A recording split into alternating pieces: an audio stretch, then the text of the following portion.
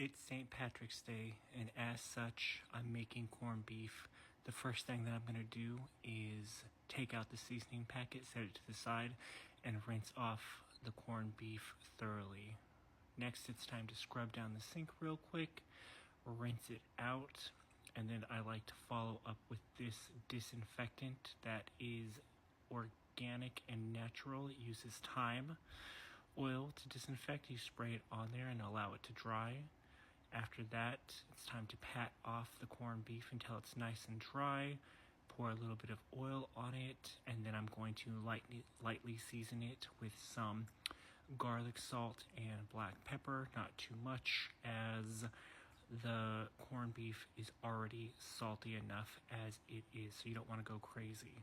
After I get it seasoned, I'm going to set my oven at 450 for 20 minutes, and then I'm going to allow that to brown. After the timer goes off, I will check on it.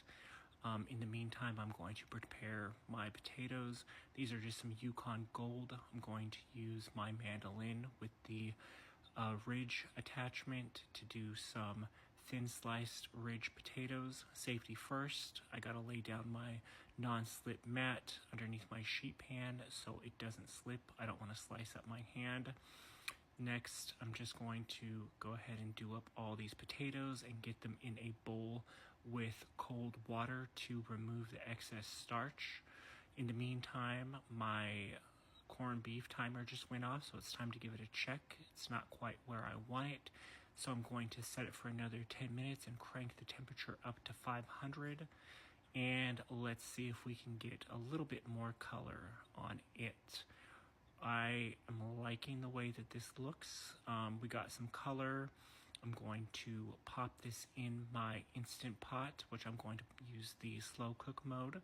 We have all that burnt on flavor, or not burnt on flavor, but all those little crispies. So I'm just going to add a little bit of water in there like I was deglazing a pan, and go over it with a spatula to mix that in with my corned beef, because that is flavor right there. So after I get that in, I'm going to add in some these little seasoning packets, some minced onion, some peppercorns, some bay leaves, a splash of Worcestershire sauce, and some apple cider vinegar. Fill it up with water and cover it, and then turn it on to saute mode and let it heat up. After it heats up, I'm going to put it on slow cook on low and pop the lid on there and let it go until dinner time. And then I'm going to rinse out my potatoes one more time just to get that starch out. Add some fresh water and wrap them up, and then pop them in the refrigerator until they are ready to cook. Happy St. Patrick's Day.